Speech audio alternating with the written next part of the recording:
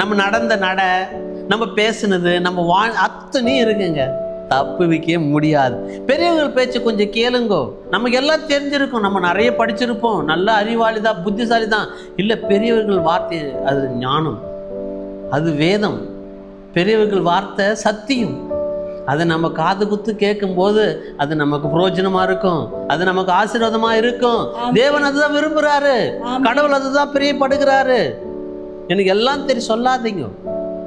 பெரியவர்கள் வார்த்தைக்கு மதிப்பு கொடுத்து, அதுல இருக்குது சத்தியம், அதுக்குள்ள தேவன் இருக்கிறார். அந்த வார்த்தைக்குள்ள வேதம் சொல்லுது, நீங்க படிச்சு பாருங்க. அதுல 25ஆம் வசனம், மனுஷருக்கு விரோதமாக மனுஷன் பாவம் செய்தால் நியாயாதிபதிகள் அதை தீர்ப்பார்கள். ஒருவன் கர்த்தருக்கு விரோதமாய் பாவம் செய்வனாகில் அவனுக்காக விண்ணப்பம் செய்யத்தக்கவன் யார்? மனுஷனு போதும். அல்லேலூயா. மனுஷனுக்கு விரோதமாகவும் நம்ம பாவம் செய்யவானா, கடவுளுக்கு விரோதமாகவும் நம்ம பாவம் போகாதபடி பெரியவர்கள் அப்பா அம்மா சொல்லபடி நம்ம நடப்போம், தாய் தகப்பனுக்கு கீழ்ப்படித்திருப்போம். நான் ஆண்டவர் தான் சொல்கிறேன், நான் என்ன ஒரு மனுஷன் என்னென்ன படி நடக்கணும்னு நான் பிரியப்படுறேன். ஒரு வாலிப மக என்னென்ன படி நடக்கணும்னு நான் அதில் பிரியப்படுகிறேன். அது உன்னை பரிசுத்தமும் படுத்துமா, தேவனுடைய ராஜ்யத்துக்குள்ளே நம்மளை கொண்டு போகுமா. அல்லேலூயா.